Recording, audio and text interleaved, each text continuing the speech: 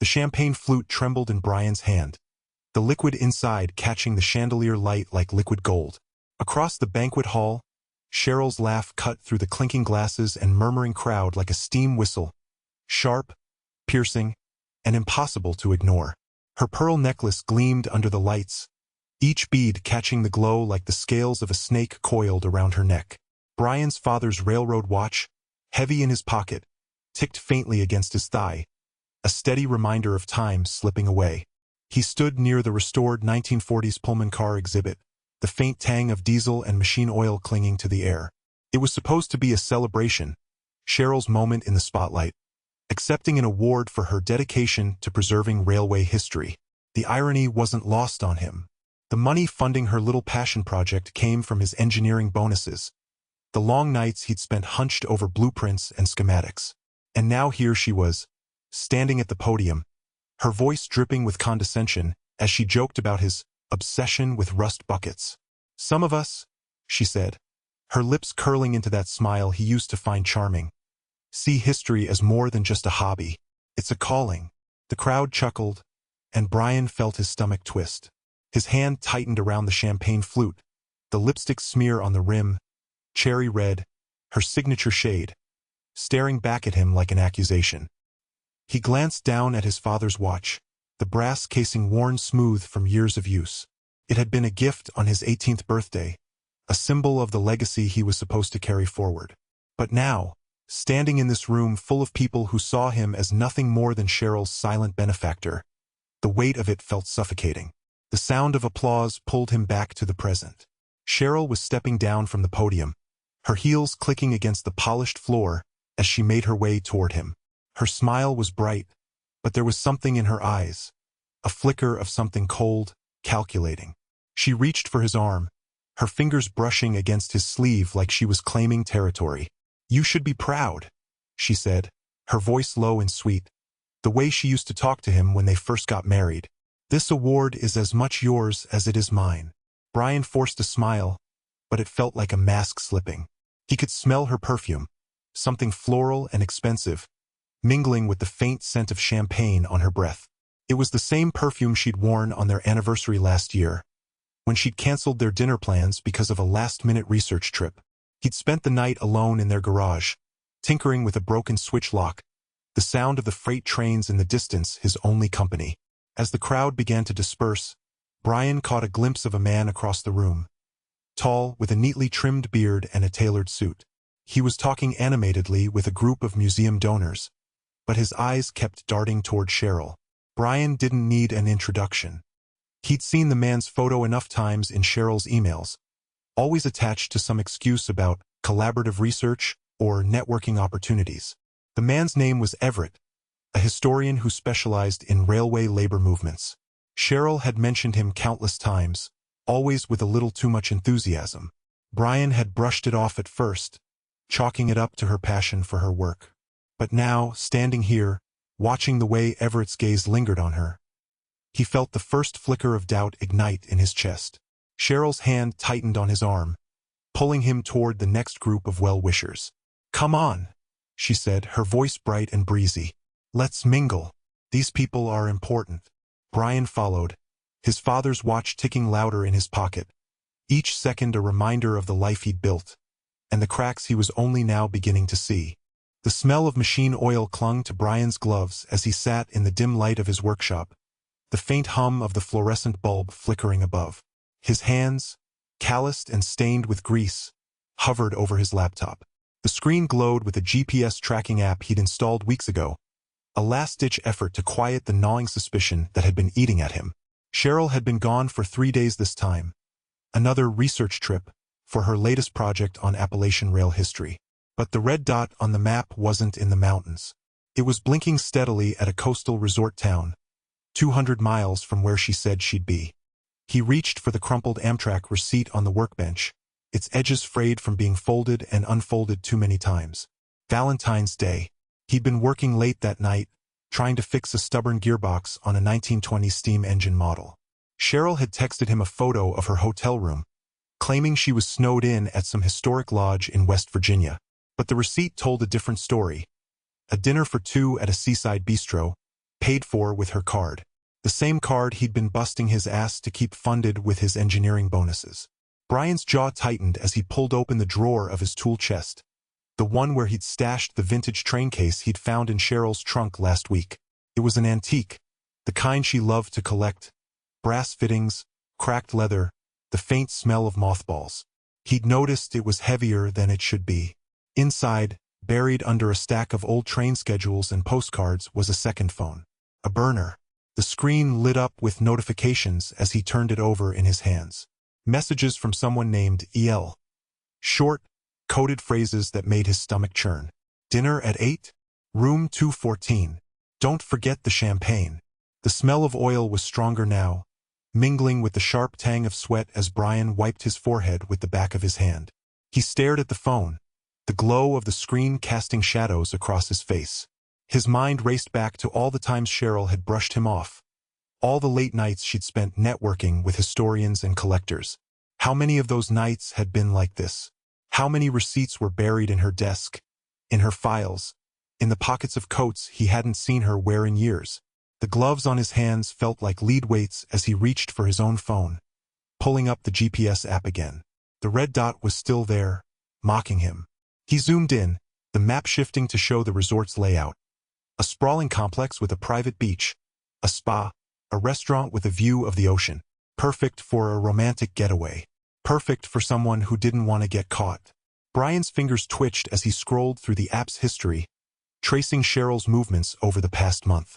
Coastal towns, historic inns, even a weekend at a vineyard. All of it logged in cold, clinical detail. He felt like he was staring at a blueprint of his own betrayal. Every line and coordinate a reminder of how blind he'd been. The workshop was quiet except for the faint ticking of an old wall clock, its hands creeping toward midnight. Brian leaned back in his chair, the weight of it all pressing down on him. He thought about confronting her, about showing her the receipts, the phone, the GPS data. But what then? She'd spin it, twist it, make him feel like he was the one who'd crossed a line. And maybe he had. Maybe installing that tracker was the first step down a road he couldn't come back from.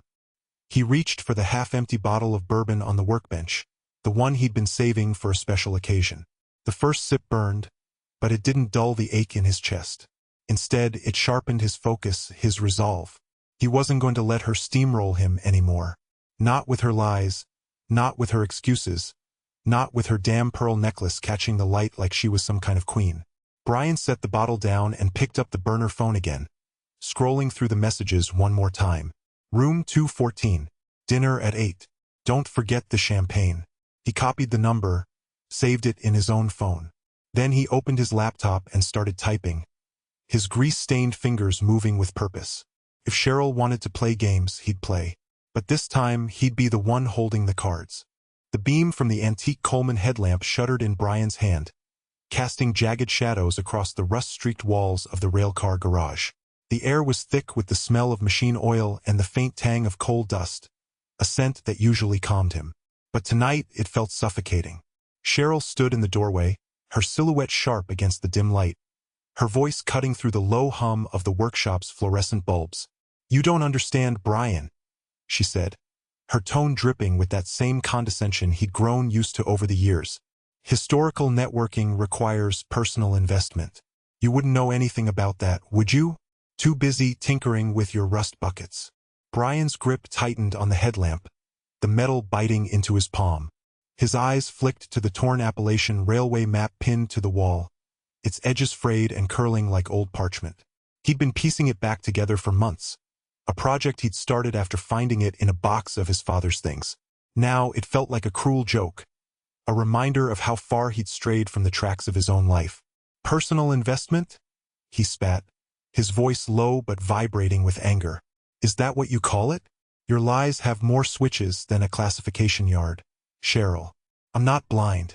I've seen the receipts, the GPS data. You think I don't know what's going on?" She didn't flinch. Instead, she stepped closer, her heels clicking against the concrete floor like the rhythmic clatter of a freight train. "You've always been so dramatic," she said, her lips curling into a smirk. "But fine, let's talk about investments. You're squatting in this garage, Brian. This space isn't yours. It's leased through the museum, And guess who's on the board now? My associate. One word from him and you're out. No more trains. No more tools. No more little projects to distract you from the fact that your life is a wreck. Brian felt the words like a hammer blow to the chest. He glanced at his workbench, where his wedding ring lay next to a half-finished brake shoe. He'd taken it off earlier, his fingers swollen from hours of labor, and now it stared up at him like a relic from another life. A life he wasn't sure he even recognized anymore. "You'd really do that?" he asked, his voice cracking. "After everything? After 20 years? Cheryl crossed her arms, her pearl necklace catching the light. "Don't make this about us, Brian. This is about survival. You've been living in the past for too long. Maybe this is the push you need to finally move on."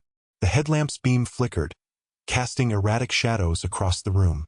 Brian felt a surge of rage, hot and molten, but it was tempered by something heavier. A deep, bone-weary resignation. He wanted to scream, to throw something, to make her understand the depth of her betrayal. But instead, he just stood there, the weight of her words pressing down on him like the steel wheels of a locomotive. "Get out," he said finally, his voice barely above a whisper. "Get out of my workshop." Cheryl hesitated for a moment, her smirk faltering. But then she turned on her heel and walked out, the sound of her footsteps fading into the night. Brian sank onto a stool, the headlamp slipping from his fingers and clattering to the floor. The garage felt emptier now, the silence broken only by the distant wail of a train passing through the yard. He stared at the torn map on the wall, the jagged lines of the Appalachian routes mocking him. For the first time in years, he felt truly lost. But somewhere deep inside, beneath the exhaustion and the anger, a spark ignited. Cheryl had thrown down the gauntlet, and Brian knew one thing for certain. He wasn't going to let her derail him without a fight. It was the smell of burnt pot roast that hit Brian first when he walked into the kitchen. The charred remains sat in the crock pot, a blackened monument to another missed milestone. His son's high school graduation dinner. Cheryl had promised to be there, but of course, she'd bailed last minute. Another research emergency, for her precious railroad history book. Brian had held his tongue, just like he had at the 8th grade science fair, the freshman football awards, the junior prom photos. But this time, something felt different. "Dad." His son's voice cracked like a switchman's lantern shattering on the tracks. Brian turned to see him standing in the doorway, his Boy Scout neckerchief, the one Brian had ironed for his Eagle ceremony, hanging limp around his neck.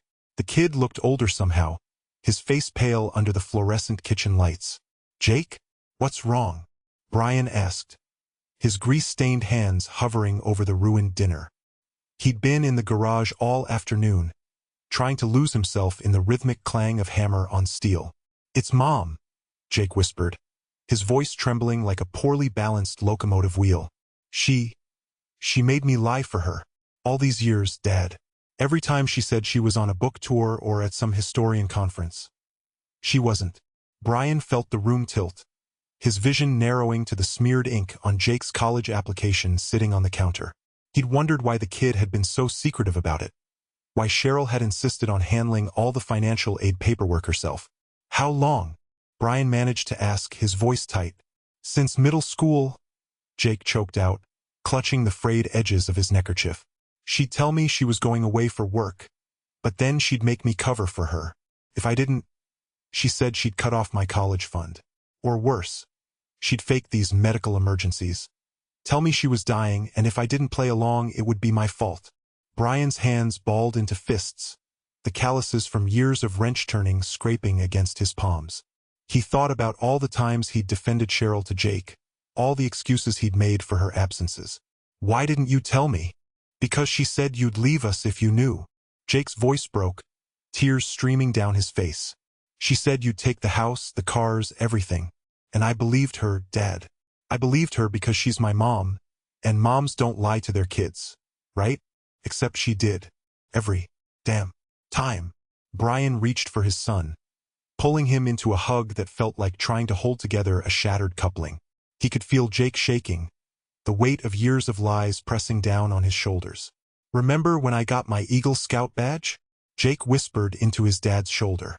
"You told me a Scout's honor was the most important thing, that it meant being trustworthy, loyal, helpful. and then I'd go home and lie for her. Every time. I felt like such a fraud. Brian's chest tightened, the irony bitter as coal dust. Here was his son, the kid who'd earned every merit badge the honest way, who'd built his life on principles and hard work, forced to betray everything he believed in because of Cheryl's twisted games. "We'll fix this," Brian promised, his voice low and steady. "You hear me? We'll fix it. No more lies." Jake pulled back, his face streaked with tears. "How, Dad? She's got everything tied up, the money, the house, even your workshop lease. She's been planning this for years." Brian glanced at the burned dinner, the smeared college application, the neckerchief hanging limply around Jake's neck. "Because I've got something she doesn't," he said, his voice hardening like tempered steel. "I've got the truth. And son, the truth always wins in the end." As the freight trains rumbled in the distance, Brian made a silent vow. Cheryl had played her last hand.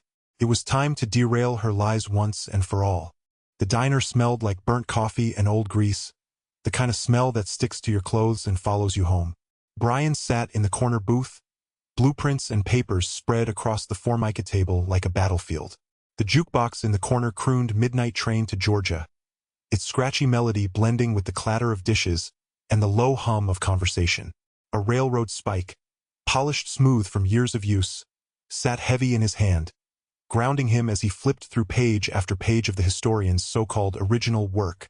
Across from him, Walt, a retired brakeman with hands like weathered leather, tapped his fork against his coffee mug. "You gotta hit him where it hurts, Bry. These academic types, they're all about their reputations. You derail that, and he's done." Brian nodded, his jaw tightening as he scanned the lines of text. He'd spent weeks in the library archives, hunched over microfilm readers with a magnifying glass, cross-referencing dates, names, and passages. The historian's book on Pullman porters was a carbon copy of Brian's own unpublished manuscript, down to the footnotes. The bastard hadn't even bothered to change the phrasing. The coffee-stained plagiarism report sat at the center of the table, its edges curled from being handled too much. Brian had highlighted every stolen paragraph, every lifted photograph, every footnote that matched his own research. The historian hadn't just taken his work. He'd taken his voice, his years of late nights in train yards and dusty archives, his conversations with retired porters who'd trusted him with their stories. "You should have seen him at the gala," Brian muttered, his voice low and bitter, talking about preserving history like he'd done it all himself. And Cheryl. He broke off, his hand tightening around the railroad spike. The memory of her laugh, sharp and mocking, still echoed in his ears. Walt leaned back in the booth, his eyes narrowing. "She's in on it, ain't she? Funding his little empire with your money." Brian didn't answer. He didn't need to.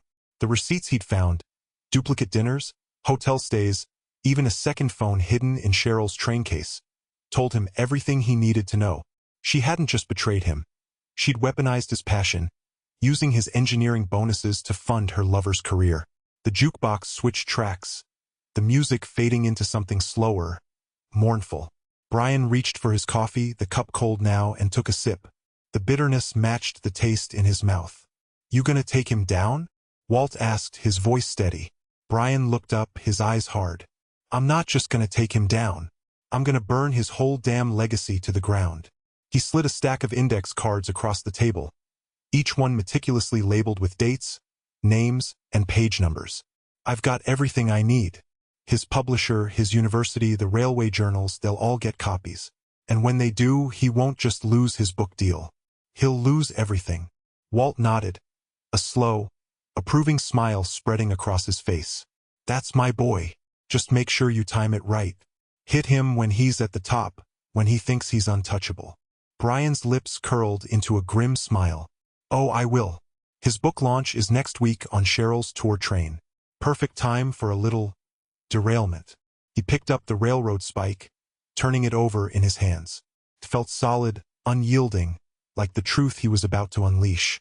The historian thought he could steal Brian's work, his life, his family, but he'd forgotten one thing. You don't mess with a man who knows how trains work.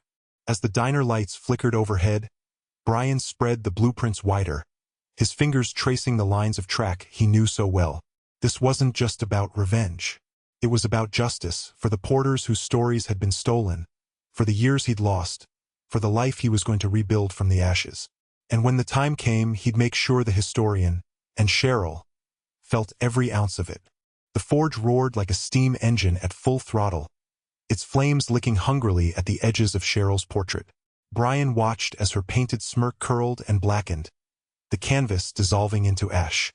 The heat radiated through the workshop, mingling with the faint scent of cedar shavings from the toy train he'd been carving for his grandson. Outside, the rhythmic clatter of hammers and the occasional burst of laughter from the apprentices filled the air, a symphony of renewal.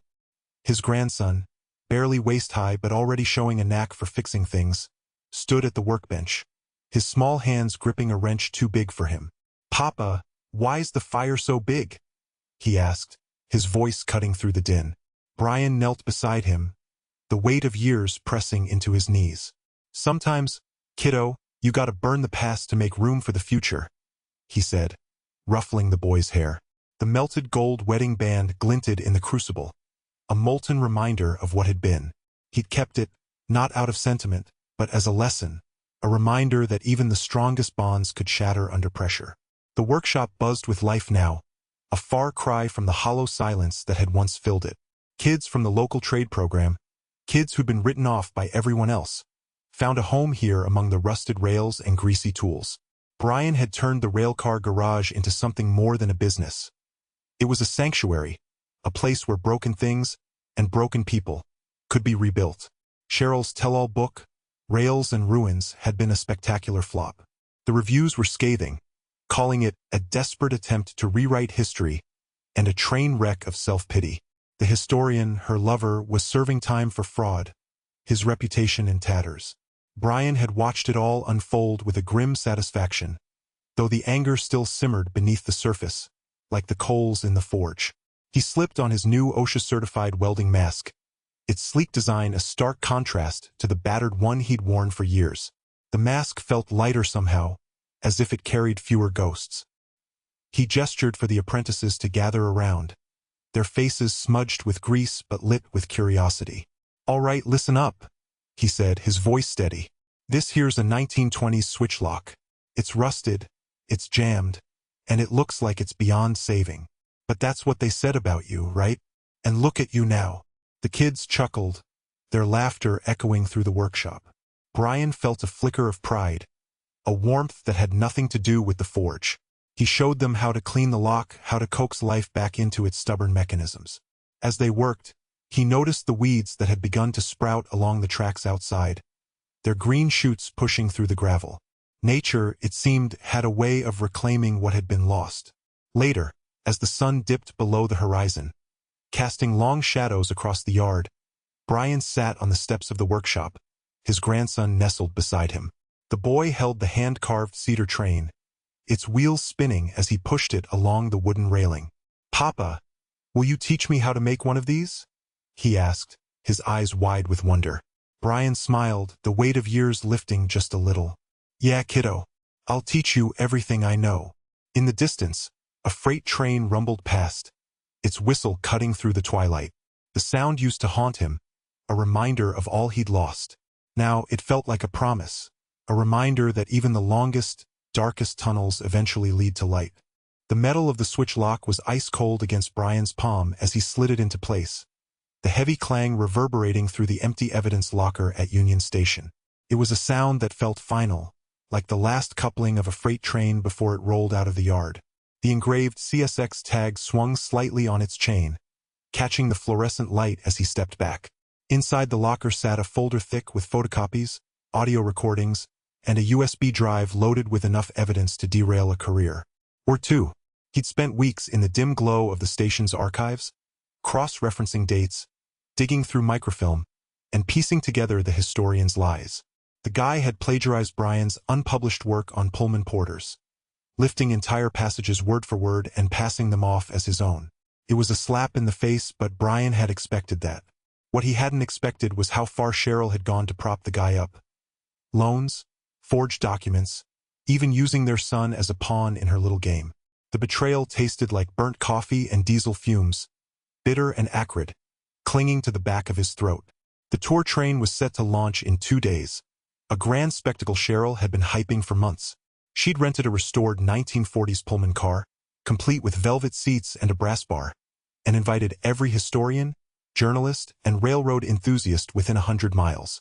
The historian was supposed to give a speech, unveiling his groundbreaking book on the golden age of rail travel. Brian had seen the flyers, Cheryl's face plastered next to the guys, their names linked like track sections leading to the same destination. But Brian had other plans. He'd rigged the PA system in the Pullman car the night before, splicing wires and setting up a timed override. It wasn't hard. He'd been working with electrical systems since he was a kid, back when his dad taught him how to rewire a signal box. The smoke grenade from his model train set sat in his tool bag, ready to add a little chaos if things went sideways. He'd sent timed emails to the university's ethics board and half a dozen railway journals, set to hit their inboxes just as the historian took the stage. The evidence was airtight, but Brian wanted to see their faces when the wheels came off. The day of the launch, Brian stood in the crowd, blending in with the suits and ties. The Pullman car gleamed under the station lights, its polished wood and brass fittings reflecting the flash of cameras. Cheryl was holding court near the bar, her laugh sharp and brittle, her pearl necklace catching the light like shards of glass. The historian stood beside her, adjusting his tie and glancing at his watch. Brian's stomach churned, but his hands were steady. When the historian stepped up to the mic, Brian checked his phone. 5 seconds. 4. 3. The first email hit right on cue. The historian's phone buzzed in his pocket, and he frowned, pulling it out. His face went pale as he read the screen. Then the PA system crackled to life, and Brian's voice filled the car, calm and measured, reading excerpts from the plagiarized manuscript alongside the original. The crowd turned, murmurs swelling into gasps. The historian froze, his mouth opening and closing like a fish on a line. Cheryl's head snapped toward the sound booth, her eyes wide with panic. Brian watched as the historian tried to speak, but the mic cut out, replaced by the distorted screech of feedback. He fumbled with the controls, his hands shaking, but the system was locked. Then the smoke grenade went off. Thick plumes filled the car, sending people coughing and scrambling for the exits. Brian slipped out the side door, his heart pounding but his mind clear. He could hear Cheryl shouting, her voice raw and desperate, but he didn't look back. The evidence was out there now like coal dust on a white shirt, impossible to ignore. As he walked away, the sound of sirens echoed through the station. The switch lock in his pocket felt heavy, a reminder of what he'd done. It wasn't just about revenge anymore. It was about taking back control piece by piece like rebuilding a derailed train. And Brian wasn't stopping until every last rail was back in place. The museum's grand hall, once a cathedral of polished brass and gleaming mahogany, now felt like a classification yard gone rogue. Cheryl stood at the podium, her face a mask of practiced composure, but the quiver in her voice betrayed her. The crowd, historians, donors, and railroad enthusiasts, shifted uneasily in their seats, their champagne flutes forgotten. The air smelled of diesel and desperation, mingling with the faint tang of spilled punch from the shattered bowl at the edge of the stage. A shard of glass caught the light, refracting it into a jagged prism that danced across Cheryl's pearl necklace, the same one she'd worn the night she'd mocked Brian's rust bucket obsession. Brian stood in the shadows near the vintage intercom panel, his grease-stained hands steady for the first time in months. The amplifier beside him hissed and sputtered, a thin wisp of smoke curling upward like the ghost of a steam engine. He'd spent weeks preparing for this moment, cross-referencing bank statements, tracing secret loans, and splicing together audio clips from Cheryl's own phone. The sound of her voice, cool and calculating, admitting to siphoning funds from their joint accounts, was a switch he'd been waiting to throw. Cheryl's microphone fizzed, cutting her off mid-sentence. As I was saying, she began again, her tone sharp. This book launch is a testament to the power of historical. Her voice faltered as Brian's recording crackled through the speakers. It's not stealing if it's for the greater good. Her voice echoed, tinny and distorted. Brian's too wrapped up in his trains to notice. And even if he does, what's he going to do? Whistle at me? The crowd gasped. Cheryl's face went pale, her mascara starting to run like coal dust streaked down a locomotive side. She fumbled with the microphone, her polished facade crumbling faster than a trestle bridge under too much weight. This is a mistake," she stammered, her eyes darting toward the historian, who was already edging toward the exit. His hands, stained with ink from signing books, trembled as he clutched his briefcase. Brian stepped forward, his father's railroad watch ticking loudly in his pocket. "No, Cheryl," he said, his voice steady. "The mistake was thinking I wouldn't find out. You didn't just derail our marriage, you hijacked our future. And for what? A man who couldn't even write his own book." The historian froze, his polished shoes squeaking on the parquet floor. He glanced back, his face a mix of panic and indignation. But the crowd was already turning, their murmurs building like the rumble of an approaching freight train. Someone shouted, "Plagiarist!" and the historian bolted, his ink-stained hands leaving smudges on the doorframe as he fled. Cheryl's microphone cut out again, the amplifier finally giving up with a final puff of smoke. She stared at Brian, her lips moving soundlessly, her pearls glinting like the scales of a snake caught in the light. The room erupted into chaos. Donors demanding explanations, journalists snapping photos, and museum staff scrambling to contain the fallout. Brian stood his ground, his hands clenched at his sides. "This is your junction point, Cheryl," he said, his voice cutting through the noise. "All your switches are set wrong, and there's no coming back from this." The last thing he saw was her face, twisted in fury and shame, as she grabbed her coat and stormed out, her heels clicking like the rhythmic clatter of wheels on a track. The crowd parted for her, their whispers following her like the echo of a distant train whistle. Brian exhaled, the weight of years lifting from his shoulders. The shattered punch bowl glittered on the floor, its shards catching the light like the promise of something new. He turned and walked away, the sound of the crowd's outrage fading behind him, replaced by the steady, comforting hum of the museum's restored steam engine in the adjacent hall. For the first time in years, Brian felt like he was back on the right track. The 484 Northern hissed like a living thing, its steam curling into the crisp morning air, a ghostly shroud that blurred the edges of the world. Brian stood in the middle of his workshop, the rhythmic chuff of the engine drowning out the sound of Cheryl's voice as she barked orders at the movers. Her designer suit was out of place against the grease-streaked walls and the scent of hot metal. She was a relic now, something from a past life he'd left rusting on a forgotten siding. The movers loaded her things into a sleek black van, the kind of vehicle that screamed, "I'm too important for this." Brian didn't look at her, not directly. Instead, he focused on the steam, watching it rise and dissipate like the lies she'd built their life on. The sheriff's eviction notice fluttered on the workshop door, pinned under a rusty spike. Cheryl had tried to fight it, of course, but the law had finally sided with him. The whistleblower protections had done their job, and the financial mess she'd created was unraveling faster than she could spin new stories. The first paycheck from the Strasbourg Railroad sat on his workbench, crisp and unmarked. It wasn't much, not compared to what he'd earned as an engineer, but it was honest. It was his. He ran a thumb over the edge of the check, feeling the weight of it. This wasn't just money, it was proof that he could rebuild, that the tracks ahead weren't as broken as they'd seemed. Cheryl's heels clicked on the concrete as she approached, her perfume cutting through the industrial smells of oil and steam. "You think this is over?" she spat, her voice sharp enough to slice through steel. "You think you've won?" Brian didn't turn. He adjusted the pressure washer, the machine humming to life in his hands. "Winning was never the point," he said, his voice steady. "It was about cleaning up the mess." She laughed then, a bitter sound that didn't quite reach her eyes. "You always did have a way with metaphors. But let's be real, Brian. You're just a grease monkey with a broken heart." He aimed the pressure washer at the floor, the jet of water cutting through years of grime. The dirt swirled away, leaving clean, raw concrete in its wake. "Maybe," he said, not looking up, "but at least I'm not the one running from the truth." Cheryl's jaw tightened, and for a moment, it looked like she might say something more. But then her phone buzzed, and she glanced at the screen. Her face paled. "They're calling me," she muttered, her voice suddenly small. "The lawyers, the press, everyone." Brian nodded, still focused on the floor. "Guess you'd better answer." She hesitated, her hand trembling slightly as she clutched her phone.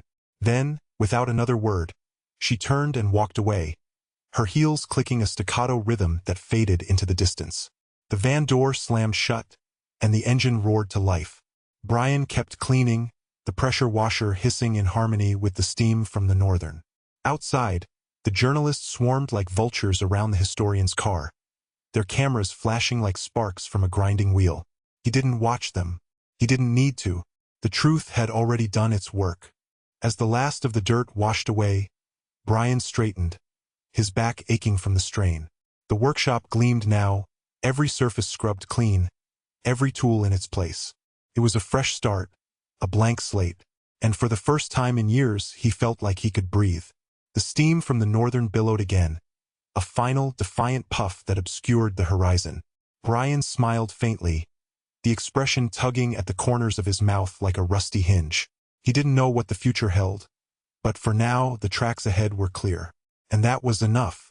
The forge roared like a steam engine at full throttle, its flames licking hungrily at the edges of Cheryl's portrait. Brian watched as her painted smirk curled and blackened, the canvas dissolving into ash. The heat radiated through the workshop, mingling with the faint scent of cedar shavings from the toy train he'd been carving for his grandson. Outside, the rhythmic clatter of hammers and the occasional burst of laughter from the apprentices filled the air, a symphony of renewal. His grandson, barely waist-high but already showing a knack for fixing things, stood at the workbench, his small hands gripping a wrench too big for him. "Papa, why's the fire so big?" he asked, his voice cutting through the din. Brian knelt beside him, the weight of years pressing into his knees. "Sometimes, kiddo, you gotta burn the past to make room for the future," he said, ruffling the boy's hair. The melted gold wedding band glinted in the crucible, a molten reminder of what had been. He'd kept it, not out of sentiment, but as a lesson, a reminder that even the strongest bonds could shatter under pressure.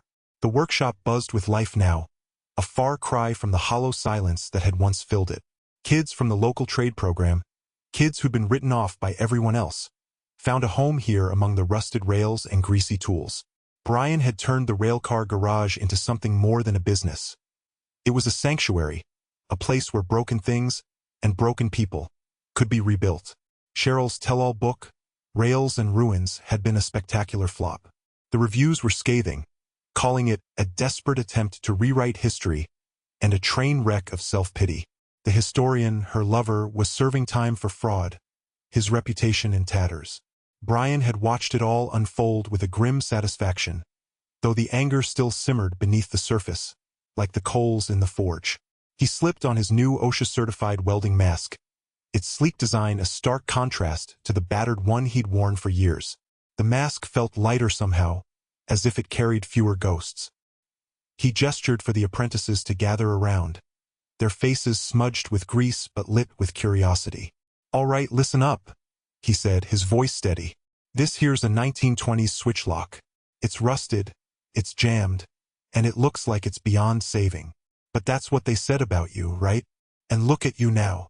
The kids chuckled, their laughter echoing through the workshop. Brian felt a flicker of pride, a warmth that had nothing to do with the forge. He showed them how to clean the lock, how to coax life back into its stubborn mechanisms. As they worked, he noticed the weeds that had begun to sprout along the tracks outside, their green shoots pushing through the gravel. Nature, it seemed, had a way of reclaiming what had been lost. Later, as the sun dipped below the horizon, casting long shadows across the yard, Brian sat on the steps of the workshop, his grandson nestled beside him. The boy held the hand-carved cedar train, its wheels spinning as he pushed it along the wooden railing. "Papa, will you teach me how to make one of these?" he asked, his eyes wide with wonder. Brian smiled, the weight of years lifting just a little. "Yeah, kiddo, I'll teach you everything I know." In the distance, a freight train rumbled past, its whistle cutting through the twilight. The sound used to haunt him, a reminder of all he'd lost. Now it felt like a promise, a reminder that even the longest, darkest tunnels eventually lead to light.